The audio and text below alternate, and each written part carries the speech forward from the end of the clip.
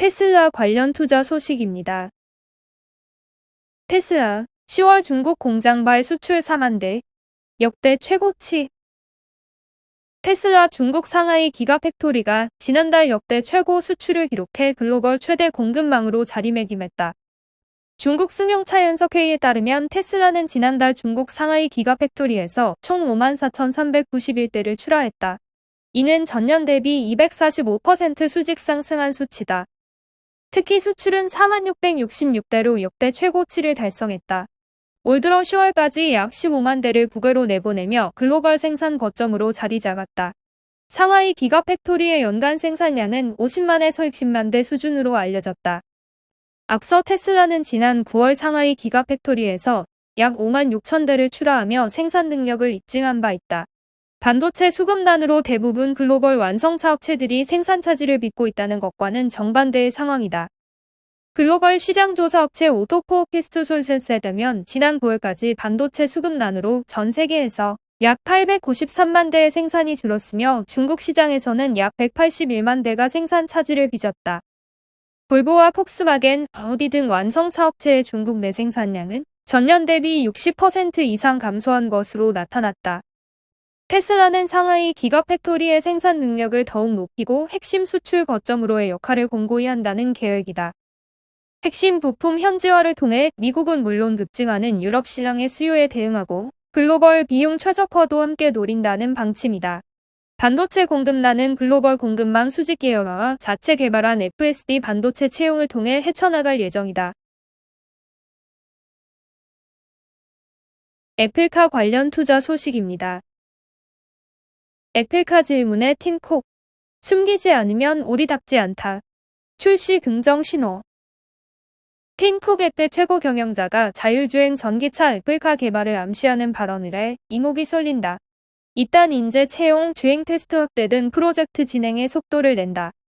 쿡 CEO는 뉴욕타임스 딜북 온라인 서밋에서 공개된 사전 녹화 인터뷰에서 전기차 시장 진출 계획을 묻는 질문에 미래는 비밀로 할 생각이라 오늘은 아무것도 공유하지 않을 것이라고 언급을 피하면서도 무엇인가 숨기지 않으면 우리 같지 않다고 대답했다. 애플카 개발 계획에 대해 긍정도 부정도 아닌 답변을 남겼지만 비밀주의가 불문율로 여겨지는 애플의 기업 문화를 고려했을 때 오해적으로 표현한 것이라는 해석이 나온다.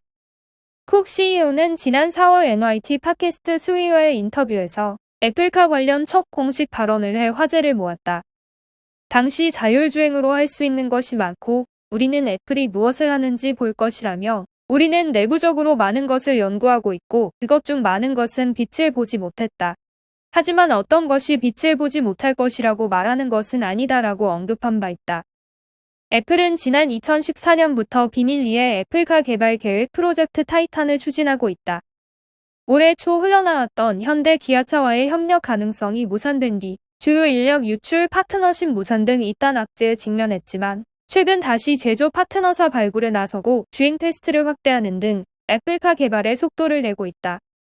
최근에는 테슬라 자율주행 시스템인 오토파일럿 책임자를 지낸 크리스토퍼 무어도 영입했다. 바이두 관련 투자 소식입니다. 바이두, 메타버스 앱 출시, 중국 정부 규제 주목. 중국의 최대 포털 사이트인 바이두가 다중 플랫폼에서 사용할 수 있는 메타버스 앱을 출시했다.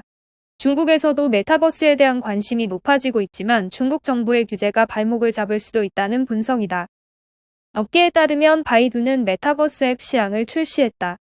바이두의 메타버스 앱은 스마트폰은 물론 PC, VR 등에서도 사용할 수 있다.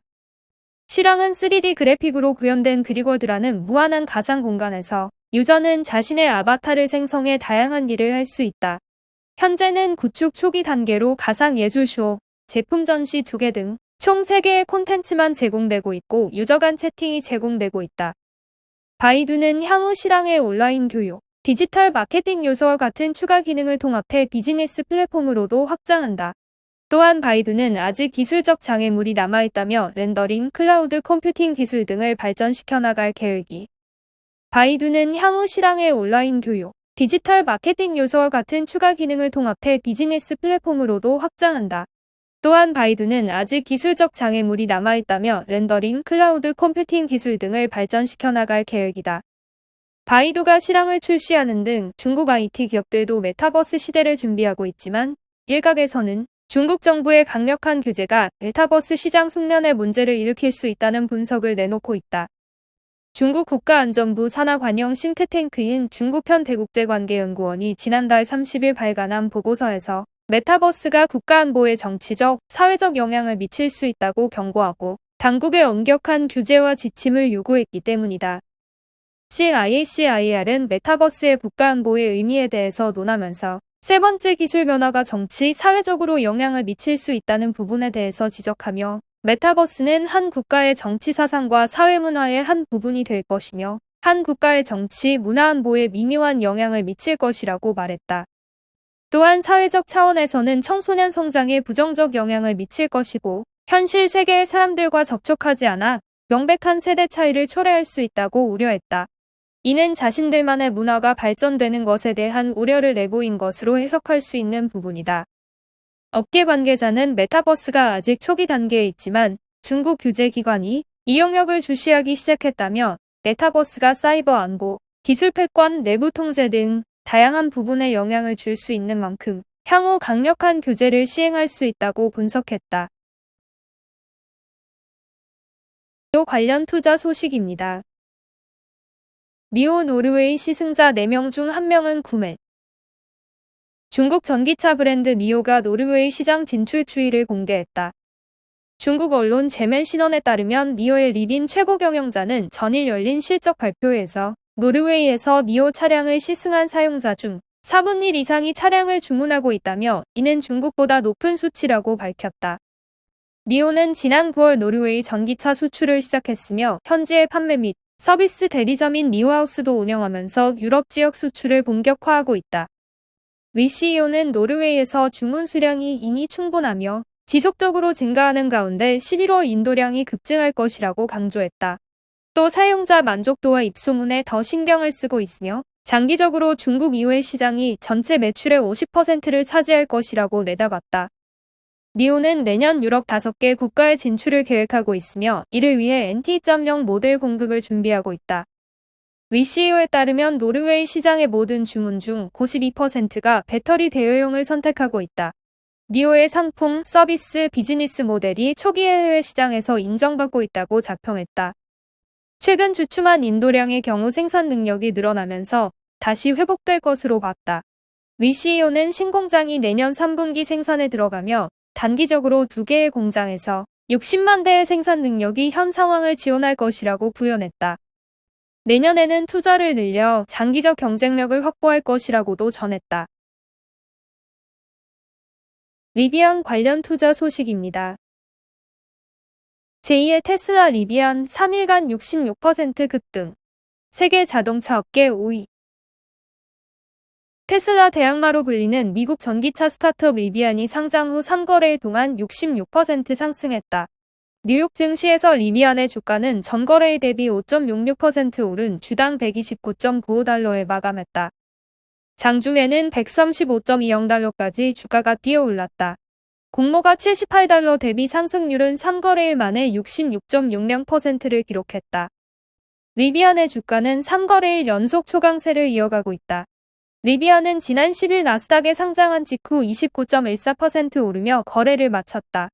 거래 2일차에도 20% 이상 폭등했다. 이에 리비안 시가총액은 1273억 달러까지 불어나면서 기업 가치가 세계 자동차 업계 5위 수준까지 올라섰다. 글로벌 자동차 회사 중 리비안보다 시총이 큰 회사는 테슬라, 토요타, 폴크스마겐, BYD뿐이다. 주가 상승세가 지속될 경우 BYD와 폴크스마겐을 뛰어넘을 가능성도 거론된다. 반면 일각에서는 주가가 지나치게 고평가됐다는 의견도 나온다. 리비안이 아직까지 차량 내 대량 생산에 수익을 내고 있지 않은 데다 적자를 기록 중이기 때문이다. 일론 머스크 테슬라 최고 경영자는 최근 트위터에서 나는 리비안이 대량 생산에 이르고 손익분기점에 이르는 현금 흐름을 달성할 수 있길 바란다며 그것이 진정한 시험이라고 말했다. 리비안은 지난 2009년 매사추세츠 공대 출신인 RJ 스캐린지가 설립한 스타트업이다.